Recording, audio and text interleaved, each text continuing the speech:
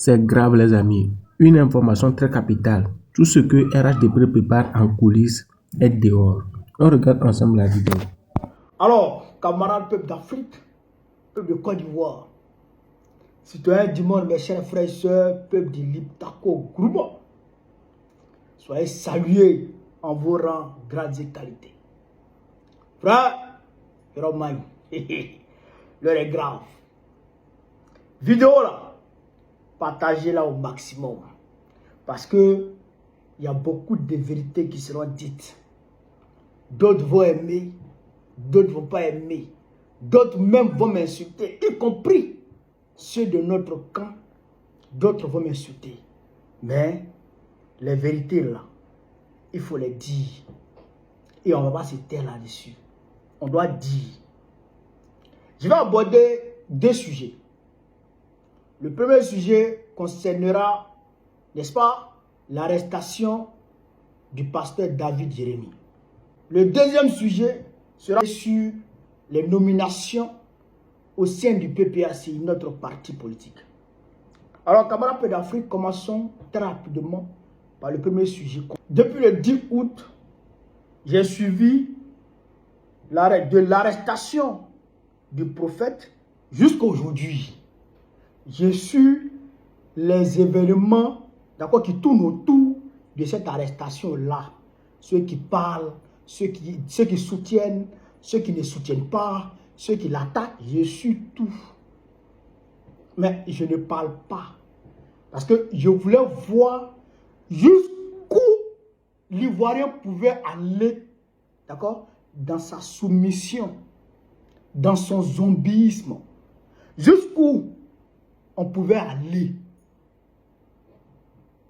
La Côte d'Ivoire est le seul pays de mémoire où on arrête un homme de Dieu de la trempe de David et Jérémie et puis personne parmi ses fidèles ne manifeste. Même un seul parmi ses fidèles n'est sorti dans les rues pour manifester. J'ai dit, ouais, on a atteint un autre niveau en Côte d'Ivoire. Aujourd'hui, il faut le dire, une partie du peuple ivoirien est devenue comme une pièce, d'accord, remplie de casseroles, de vieilles casseroles. Et dès qu'on jette un objet là-dedans, après, c'est fini. Rien, aucune réaction. Tu jettes, tu prends caillou, tu jettes dans la pièce nette, les vieilles casseroles là. C'est comme ça une partie du peuple de Côte d'Ivoire est devenue. C'est-à-dire que du bruit dans le vide. Du bruit dans le vide. Mais, quand on parle de cette partie du peuple de Côte d'Ivoire, il faut donner l'identité de ceux qui abrutissent. C'est des franges de la population ivoirienne. Il faut identifier ceux qui abrutissent. C'est des franges du peuple de Côte d'Ivoire. En réalité, c'est les mêmes pasteurs, les mêmes imams qui abrutissent une frange de la population ivoirienne. Comment? Toi, tu vas t'asseoir à l'église pour dire non, Dieu va faire cela, Dieu va régler leur compte. Regardez seulement, soyez patients. Dieu va régler leur compte. C'est Dieu seul qui peut régler leur compte. C'est Dieu seul qui peut faire. Et puis, les fidèles disent Amen, Amen, Amen, Amen. Les imams disent intoléralement. Laissons à Dieu. C'est Dieu qui peut gérer. C'est Dieu qui s'occupe d'eux. C'est Dieu qui va s'occuper d'eux. Voilà le poison d'une frange de la population ivoirienne. Bon, aujourd'hui, Pasteur Jérémie, je te soutiens de toutes mes forces. Tu as toute ma solidarité. Mais il faut qu'on se dise la vérité. Vous n'avez pas passé tout votre temps à abrutir vos fidèles, en leur disant que c'est Dieu qui va descendre pour venir faire. Bon, voilà maintenant, Dieu est venu toi voilà maintenant, ils sont venus toi te prendre pour te mettre en prison. Ils t'ont torturé et ils t'ont mis en prison. Au lieu que tes fidèles se mobilisent pour faire du bruit, pour faire du vacarme, pour faire du tapage, afin qu'on te libère, comme tu leur as dit, c'est Dieu qui va faire. Alors tes fidèles, ils se réunissent dans l'église et ils prient pour que Dieu te fasse libérer. Pour que Dieu te protège et que Dieu te fasse libérer. Sinon, eux, ils ne peuvent rien. C'est Dieu qui peut tout. Donc, voilà, maintenant, ils sont là. Toi, tu es là. Vous connaissez ces deux messieurs-là? Malcolm X, Martin Luther King. Malcolm X était imam. Parce qu'il était dans le groupe, dans le mouvement de Elijah Muhammad, Nation of Islam. Il était dans ce mouvement-là. Il était un haut cadre de ce mouvement. Il faisait prier les fidèles. Il est même parti à la Mecque. Et c'est le papa de Tariq Ramadan qui était son guide à la Mecque, qu'il a reçu à la Mecque. Malcolm X. Martin Luther King. On l'appelait pasteur Martin Luther King. Il a été pasteur à 25 ans en 1955. L'église baptiste d'Atlanta. Il était pasteur là-bas avec son papa. Et son papa l'a laissé, il est devenu pasteur. Quand Rosa Parks a refusé de céder la place dans le bus à la femme blanche, elle a refusé de se lever pour céder la place aux blancs dans le bus. C'est-à-dire que la ségrégation était institutionnalisée. C'était des lois qui étaient votées dans beaucoup d'États américains. Et que dans ces États-là, quand blanc rentre dans le bus et qu'il n'y a pas de place, toi le noir, tu dois te lever, tu vas au fond et tu laisses la place aux blancs. Vous comprenez? Quand Rosa Parks a refusé et que Rosa Parks a été arrêté, c'est Martin Luther King avec son mouvement américain des droits civiques. C'est lui, Martin Luther King, qui a mobilisé ses camarades. Et ils ont boycotté les bus aux États-Unis. Vous comprenez ça? Ils ont boycotté les bus. Ils ont boycotté les transports. Ils ont organisé des grosses manifestations. La plus grosse manifestation jamais enregistrée aux États-Unis d'Amérique, c'est la manifestation de Martin Luther King avec près de 300 000 personnes. Martin Luther King, il n'avait que 25 ans, 30 ans. Il est mort à 39 ans. Il était pasteur. Et il n'était pas le seul pasteur dans le mouvement. Il y avait plusieurs pasteurs qui étaient dans le mouvement, qui luttaient. C'était une lutte politique. Bon, c'est vrai qu'il était pacifique, mais après, vers la fin de sa vie, d'accord, il est devenu radical. Il a commencé à s'attaquer véritablement à l'impérialisme. Sinon, il luttait simplement pacifiquement pour les droits civiques. De l'autre côté, Malcolm X, lui, il luttait. C'est les Malcolm X là qui ont dégagé l'idée des Black Panthers, c'est-à-dire de se défendre, de créer une armée aux États-Unis d'Amérique pour se dresser contre le Ku Klux Klan, contre les racistes décomplexés, les officiers racistes décomplexés qui tiraient sur les Noirs quand on les voit dans la rue. C'est-à-dire qu'on te tire dessus parce que tu es noir. Et ça n'a pas qui part. Malcolm X étant imam, Martin Luther King étant pasteur, se sont dressés contre ça. Mais aujourd'hui, vous voyez votre peuple, il est en train de souffrir. Il meurt de faim. Abidjan est la ville la plus chère au monde. Vous voyez, on casse les maisons des gens. Vous les imams, vous dites qu'il faut laisser à Dieu. Vous les pasteurs, vous dites qu'il faut laisser à Dieu, c'est Dieu qui va s'occuper de ça. Vous là, vous êtes plus instruits que Martin Luther King ne l'a été. Vous êtes plus instruit que Malcolm X ne l'a été. Vous êtes plus instruit que Marcus Garvey ne l'a été. Celui-là qui s'est fait appeler de Black Moses, le Moïse noir. Marcus Garvey, qui s'est fait appeler le Moïse noir, qui se disait qu'il avait assigné comme mission de ramener tous les afro-descendants, d'accord, en Afrique noire, sur le continent. Vous êtes plus instruits que ces gens-là. Hein? Pour Marcus Garvey, Dieu est noir, Jésus est noir et Satan est blanc. Pour Marcus Garvey. Et même pour moi, Dieu ne peut pas être blanc.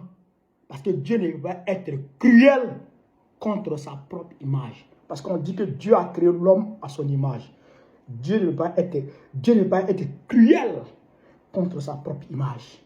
C'est Satan qui peut être cruel contre l'image de Dieu. C'est ça qui est la vérité. C'est la philosophie Rasta qui a été reprise aussi par Bob Marley. Dieu, Jésus est noir, Satan est blanc. Et nous le disons, Allah est noir, Satan est blanc. C'est ça qui est la vérité. Mais si vous restez dans vos églises et vos mosquées, en train d'abrutir le peuple, en train d'endormir le peuple, vous injectez vos doses, c'est-à-dire d'opium, de drogue, dans le cerveau du peuple pour l'endormir. Mais ne vous étonnez pas qu'il soit passif, qu'il soit indifférent et qu'il s'engouffre dans des prières qui ne vont aboutir à rien lorsqu'on vous arrête. Lorsqu'on vous arrête. Quand moi, j'ai été arrêté à Paris, le peuple est sorti et c'est parce que le peuple est sorti que je n'ai pas été envoyé à Abidjan. Je remercie mes avocats, je remercie toutes les autorités qui m'ont aidé, mais si ce n'était pas le peuple, voilà, et puis les Bogolais n'allaient plus parler. C'est parce que le peuple africain s'est mobilisé que je suis sorti. Quand Gbagbo était arrêté, il était envoyé à eux, c'est parce que le peuple s'est mobilisé qu'il est sorti. Sinon, on allait l'oublier. Vous comprenez? Arrêtez d'abrutir le peuple. Arrêtez de dire c'est Dieu qui va faire. Ce n'est pas Dieu qui va faire. C'est le peuple lui-même qui va se lever et Dieu va l'aider. C'est le peuple lui-même qui va se lever et Dieu va l'accompagner. Arrêtez ça. Donc là, je voudrais apporter toute ma compassion envers le prophète. Moi, je te soutiens. Moi, je t'apprécie beaucoup. Et je souhaite que tu sois libéré. Mais le pays de Côte d'Ivoire, c'est compliqué. Et ça, actuellement, il faudrait rééduquer le peuple. Parce que comme Marcus Garvey le disait, les premiers esclaves, les premiers ex-esclaves africains qu'ils ont récupérés avaient même du mal à se brosser. Ils ne savaient même pas se brosser. Il fallait leur apprendre à se brosser, leur apprendre à lire, leur apprendre la vraie version de la Bible, la vraie version des livres saints, et puis leur apprendre à devenir des hommes, à se considérer comme des êtres humains. Et donc, je pense que cette rééducation s'impose en Côte d'Ivoire. Il faut rééduquer le peuple de Côte d'Ivoire, qui a été endoctriné, qui a été pour la plupart abruti. Excusez-moi, hein, je parle cash pour qu'on puisse se comprendre. Qui a été abruti. Et cette rééducation incombe aujourd'hui au leader du PPACI. Je dis PPACI parce que il n'y a pas d'autres leaders en Côte d'Ivoire qui peuvent gérer ça. Il faut le dire, il ne faut pas se cacher. La société ivoirienne est politisée. Deux pôles, les dictateurs, les France-Africains, le suppôt, d'accord, de l'impérialisme et les souverainistes, les nationalistes et les panafricanistes, c'est-à-dire Ouattara et Gbagbo. il y a deux, il n'y a pas trois. Ceux qui se mettent au milieu pour dire on n'est ni avec l'autre, ni avec celui-là, sont avec Draman, sont avec les dictateurs, c'est-à-dire la France-Afrique. Donc aujourd'hui, moi je parle du PPACI. Le président Laurent Gbagbo a fait ses nominations. Il a nommé 5 présidents délégués qui pour moi représentent les 5 membres permanents du Conseil de sécurité des Nations Unies. Ce sont eux qui ont la lourde charge de rééduquer le peuple de Côte d'Ivoire, lui redonner confiance et le mettre en ordre de bataille contre la dictature, contre la France-Afrique. Il s'agit du camarade président délégué Assoa Adou, du camarade président délégué Ibe Oulaï, du camarade président délégué Emmanuel Aka, du camarade président délégué Katinan Kone et du camarade président délégué Danon Djidji. Ce sont eux qui sont chargés, d'accord, de redonner de l'espoir au peuple de Côte d'Ivoire, de mettre le peuple de Côte d'Ivoire en ordre de bataille pour qu'il puisse se battre, pour qu'il puisse redevenir un peuple, c'est-à-dire que digne de ce nom, qui ne restait pas dans sa posture de masse zombifiée. Ça, c'est une réalité. Donc, c'est à eux de faire le travail. Le président Laurent Gbagbo, là, il a lutté. Il a fait ce qu'il avait à faire. Aujourd'hui, que tu le veuilles ou non, Gbagbo, là, c'est un leader incontesté et incontestable. Gbagbo, c'est un monument, une icône. Tout le monde dit, partout à travers le monde entier, Gbagbo est un panafricaniste, un nationaliste fait. Gbagbo, il n'a pas acquis ce statut-là étant cantonné sous des toits, étant couché dans les bureaux climatisés du siège du parti. Non. Gbagbo, il a fait l'exil. Gbagbo, il a fait la prison. Gbagbo, il a frôlé la mort étant sur le terrain. Gbagbo, il a initié des manifestations. Il a lancé des mots d'ordre. Et il est allé sur le terrain avec ses camarades, avec la jeunesse, avec le peuple de Côte d'Ivoire. Il a porté le peuple de Côte d'Ivoire sur le dos face au grand Houphouët-Boigny. Face au grand Houphouët-Boigny. Et ce n'était pas parce qu'il voulait que son nom soit inscrit sur la liste électorale, ou ceci ou cela, ou bien il voulait être forcément candidat. Non. Gbagbo s'est battu très souvent pour la justice sociale. Le 18 février 1992, Laurent Gbagbo a failli être tué. Pas parce qu'il luttait pour qu'on organise des élections. Non. Parce qu'il luttait pour que justice soit faite pour les étudiants qui ont été, c'est-à-dire que violentés, qui avaient été maltraités, qui avaient été tabassés. D'autres même avaient été tués par l'armée de feu, le président Houphouët-Boigny. Gbagbo s'est levé pour ça. Donc aujourd'hui, nous on vous regarde, vous les simples, nous on vous regarde. Et nous sommes à votre entière disposition. Parce que même si Gbagbo nomme aujourd'hui le père Daloa comme président exécutif du PPACI, nous là, en tant que militants disciplinés, on va se mettre à la disposition du père Daloa. Parce que c'est Gbagbo que nous regardons. Quand il parle, on l'exécute. Donc nous là, nous sommes à votre entière disposition. Ce que Gbagbo a fait, et puis tout le monde l'a aimé. Faites ça, on va vous aimer.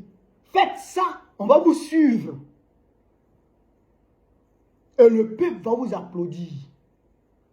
Mais si vous restez dans le ciel du PPACI, en train de faire des tribunes. Tribune 1, tribune 100. Je ne sais même plus on est à quel numéro de tribune. Si vous devenez des cadres tribunaux, au lieu d'être des cadres combattants, on va vous dire la vérité. On va vous dire la vérité. Ça, il n'y a même pas d'état d'âme. On va vous dire la vérité. Donc, il faut mener le combat. Il faut mener le combat. Aujourd'hui, là, il faut le dire clairement. Les politiques de dénonciation, communiqué, PPAC dit, déclaration, PPAC condamne, déclaration, ça là, vous savez que ça là, ça ne marche pas.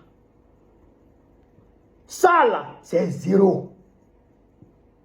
Qui aujourd'hui, en Côte d'Ivoire, ne sait pas que Ouattara est un criminel?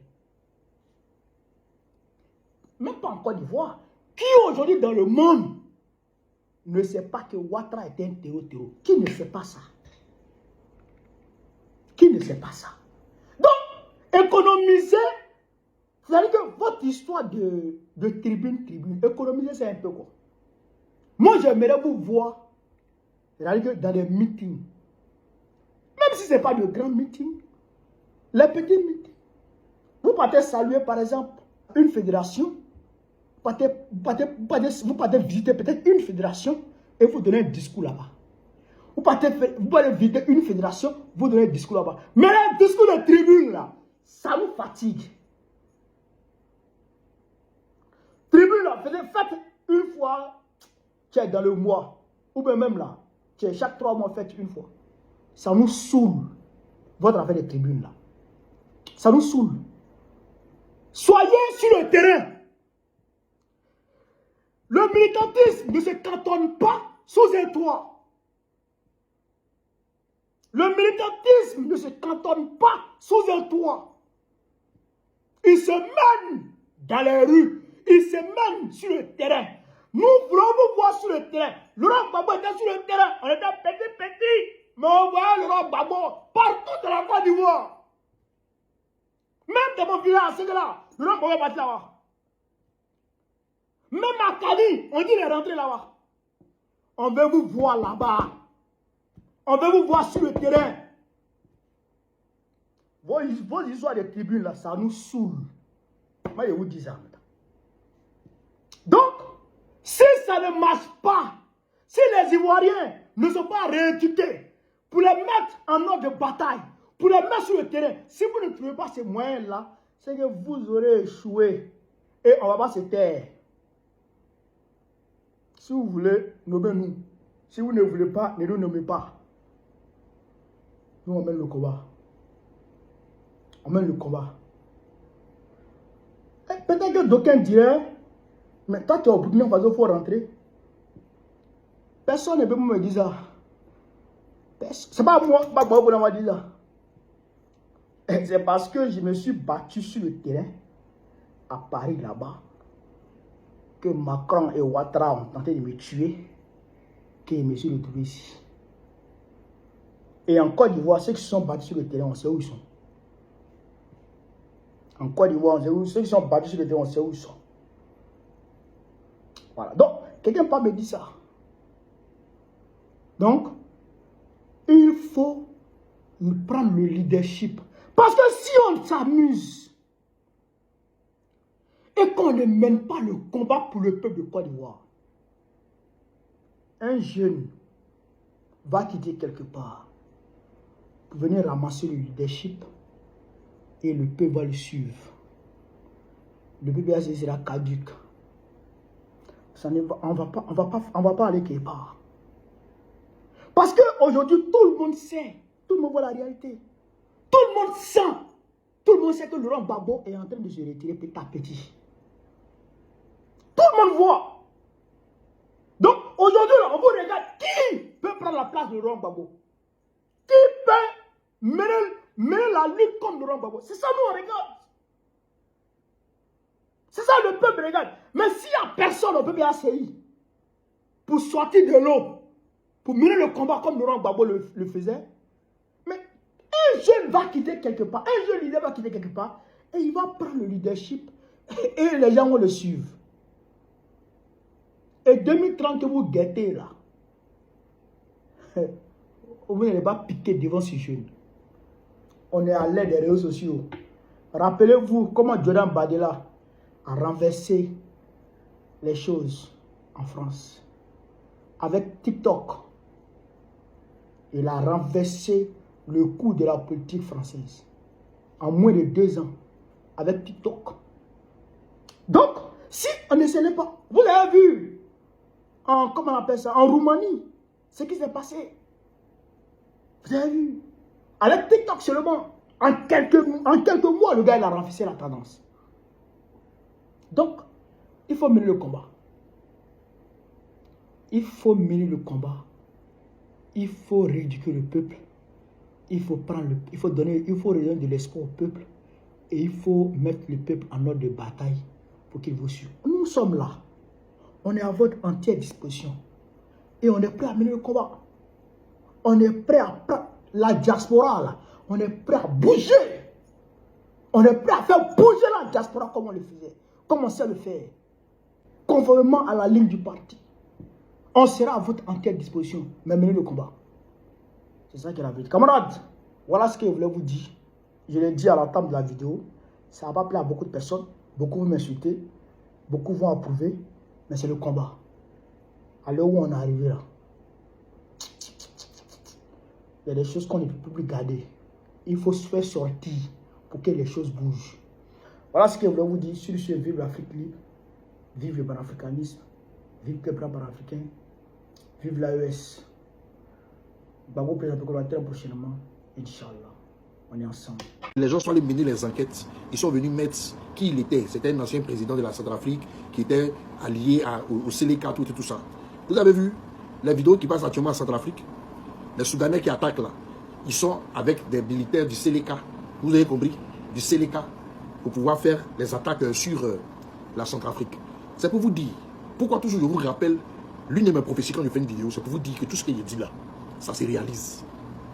C'est les internautes même, qui ont pris le nom du monsieur, qui sont allés taper, ils ont fait sortir sa biographie. C'est pour la première fois que j'ai vu sa photo, sa vidéo, tout ça. Et c'était dedans là-bas qu'il était allié, c'est un musulman allié avec les gens du Séléka. Vous voyez que c'est les gens du Séléka, avec les Soudanais, qui sont en train de se mettre ensemble pour aller attaquer la Centrafrique. Et je connais la suite des événements. Bref, je viens vous dire une chose. J'étais là tout à l'heure, en train de travailler sur mon ordinateur, et une vision forte m'est apparue. Je me suis retrouvé, je suis comme c'est la carte d'Abidjan. Et j'ai vu comme un point rouge. Ce point rouge-là venait depuis un ministère dont je vais taire le nom. Et à partir de ce ministère-là, des enveloppes étaient distribuées dans des communes à Abidjan à certains responsables de syndicats. Des PA, des machettes qui avaient été déjà envoyées à certains membres de groupe du RHDP pour pouvoir attaquer la population avec. Ils leur ont demandé si tout ce matériel est là. Ils sont en train de préparer quelqu'un à devenir président de la Côte d'Ivoire. Bientôt, ils veulent faire une forfaiture. Mais pendant que vous, le peuple de Côte d'Ivoire, vous êtes en train de boire, en train de tasser dans les bars, en train de tasser dans les maquis, en train d'être toujours en train de manger du porc, chercher les femmes.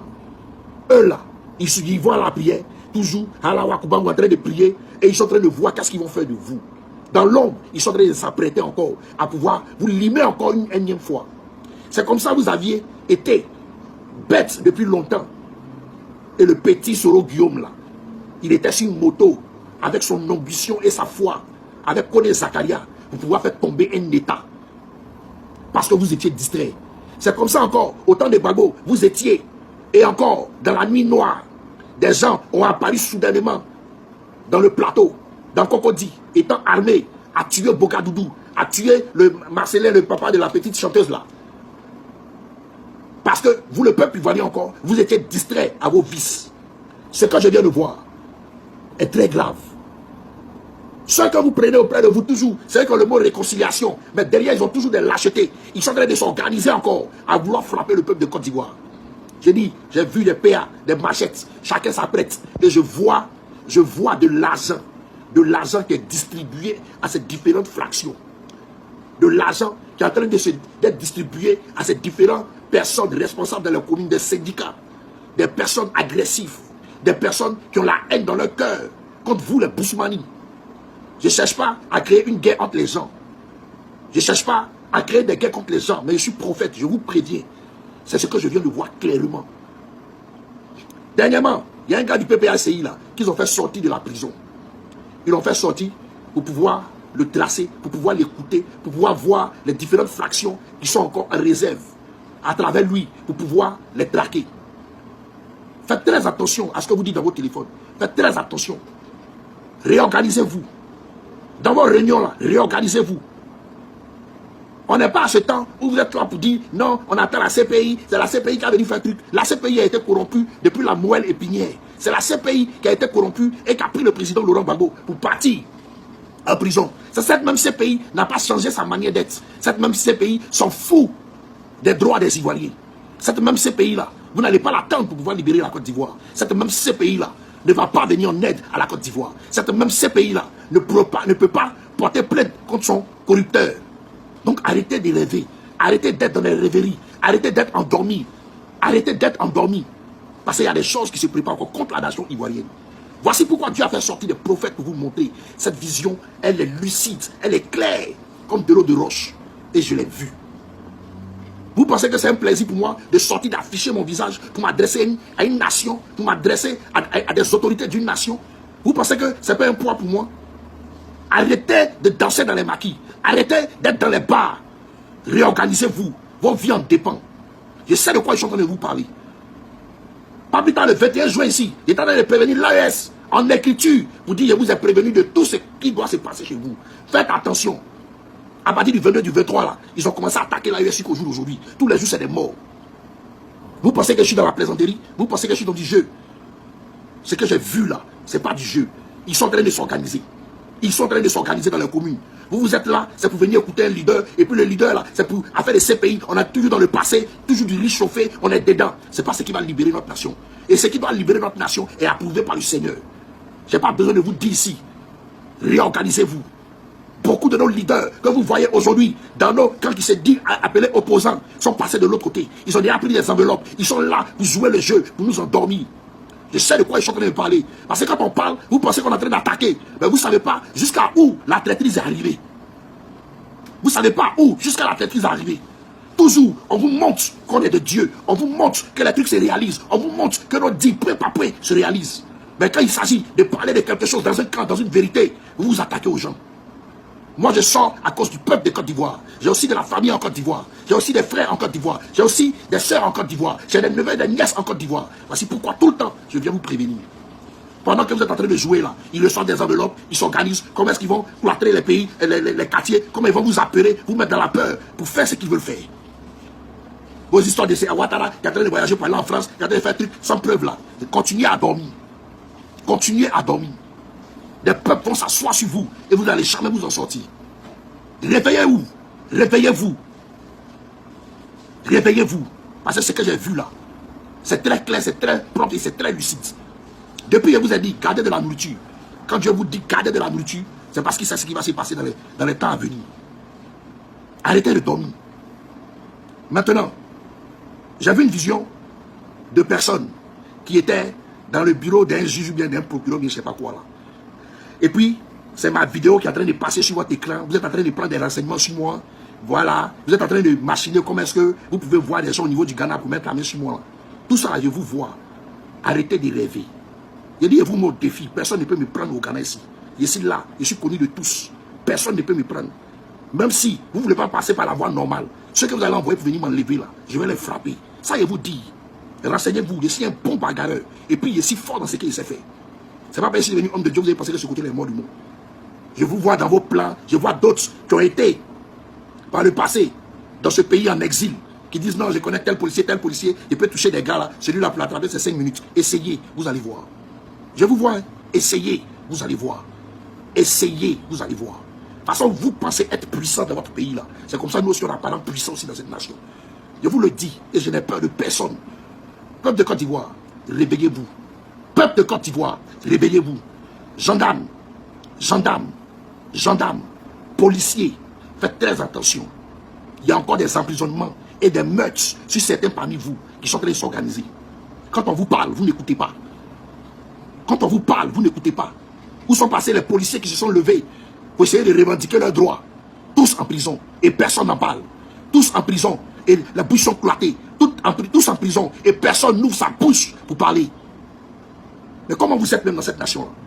Une seule personne va venir manipuler l'opinion de toute une nation comme Téné Brahima. Pourquoi? Il est qui? Il est qui? Il est qui?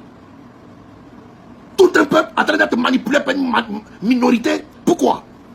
Qu'est-ce qui vous arrive? Arrêtez d'endormir le peuple. Laissez la colère de Dieu s'installer. Arrêtez d'endormir le peuple. Vous mettez le peuple dans les loisivités. Et puis voici des choses qui sont en train de se préparer dans l'homme contre la nation. C'était mon message pour vous. Sur ce, shalom.